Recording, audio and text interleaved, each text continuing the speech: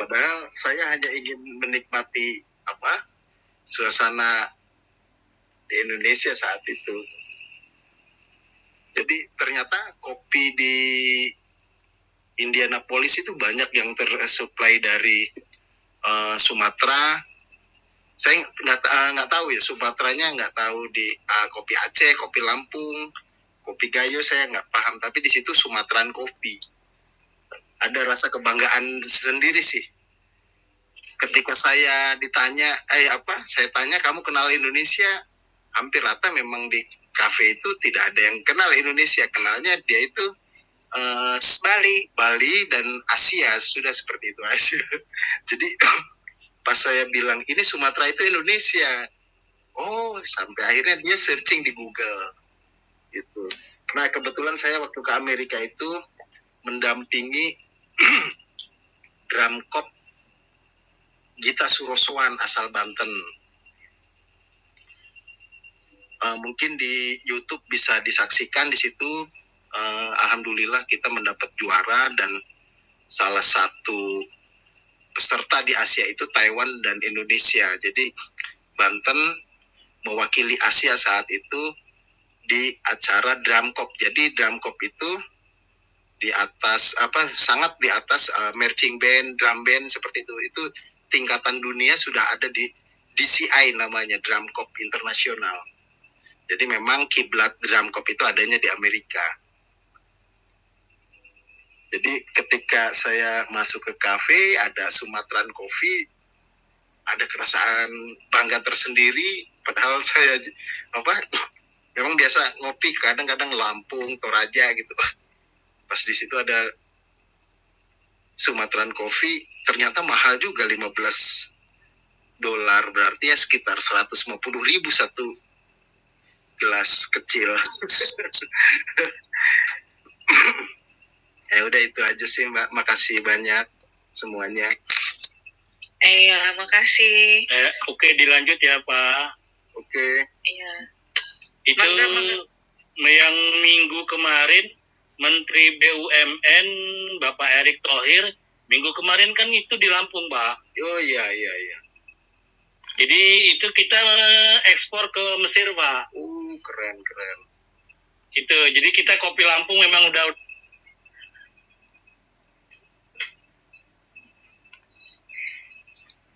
kelempar.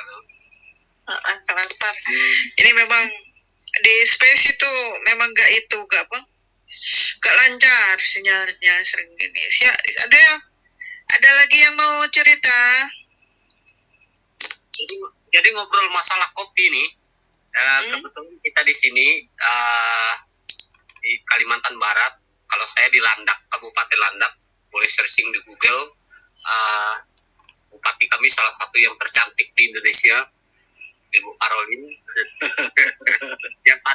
yang tadi ini hari ini lagi bertebaran nih, berseliweran foto beliau karena itu seragam yang dipakai dia pemuda Katolik itu mirip dengan seragam terbaru Satpam di Indonesia.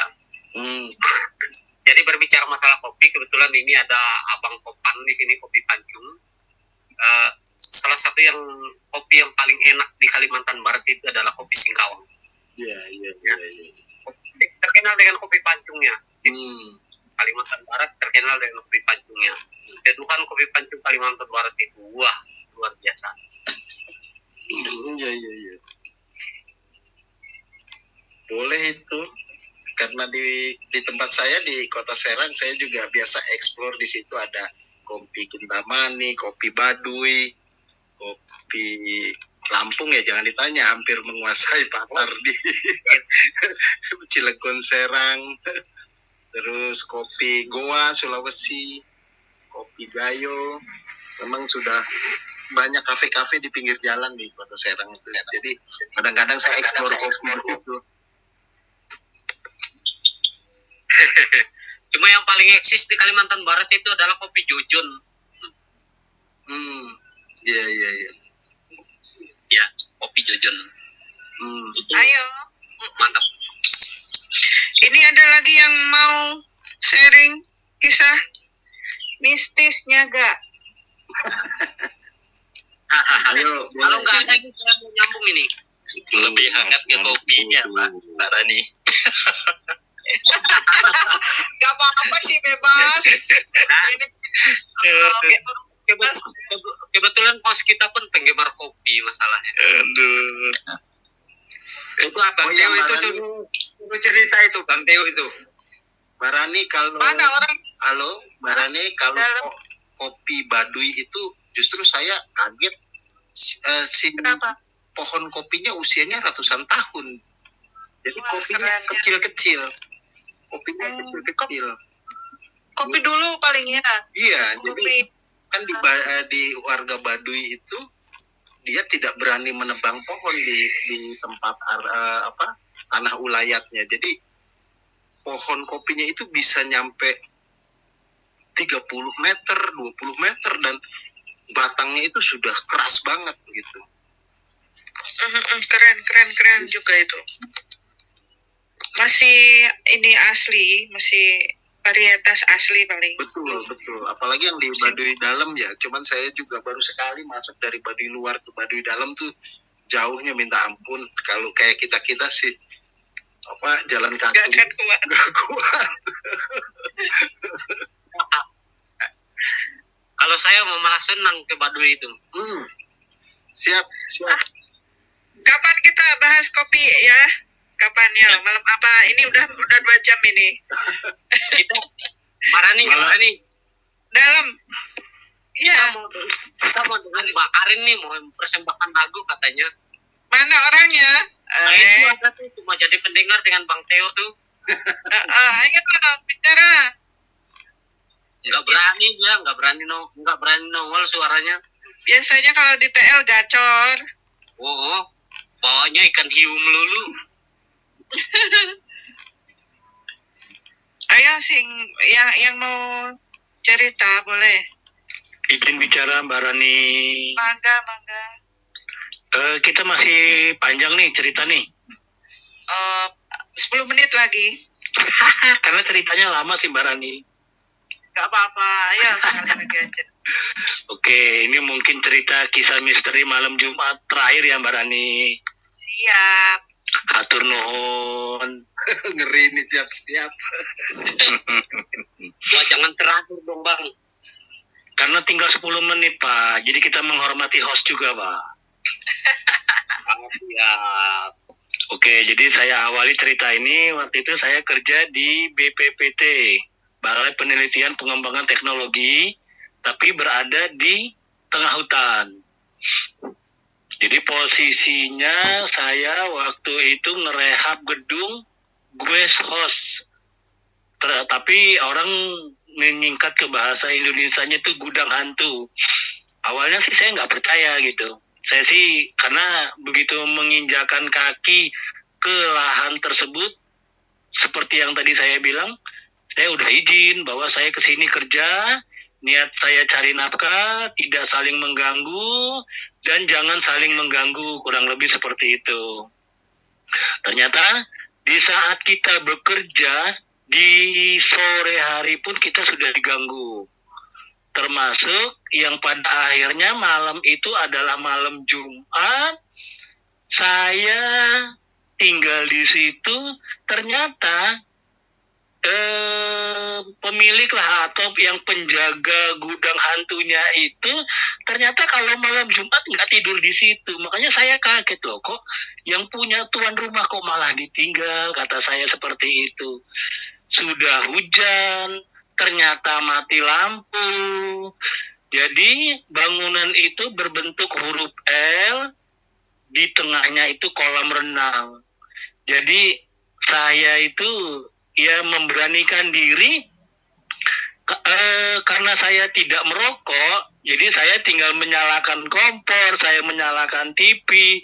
Tapi kok ya ternyata di luar itu ada suara orang berenang, ada suara orang berlari-lari.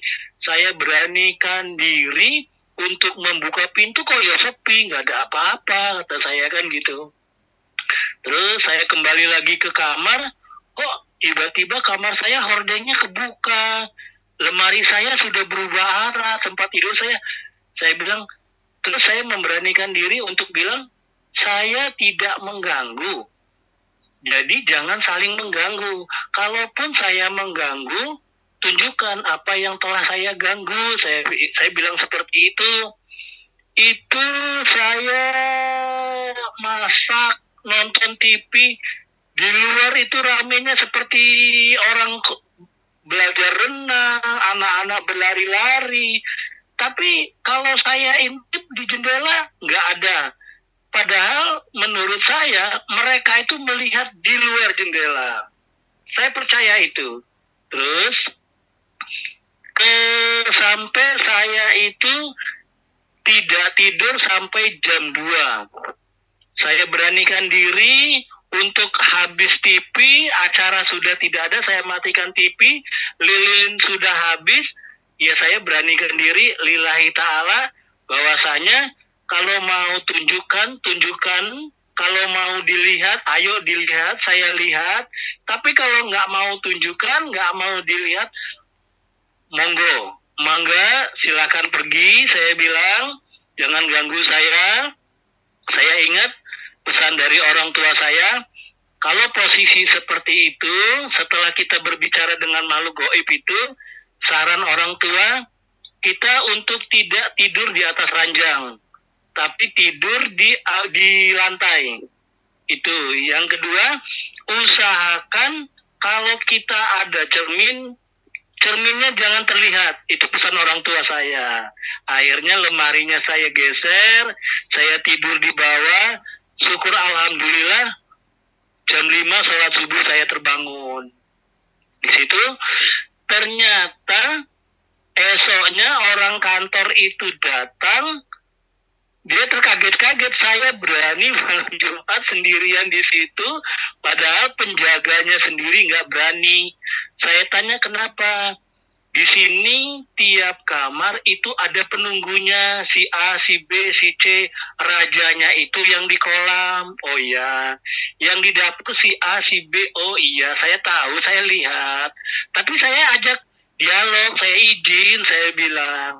Terus ternyata dia bisa, orang itu setelah ditanya, Bapak dari mana?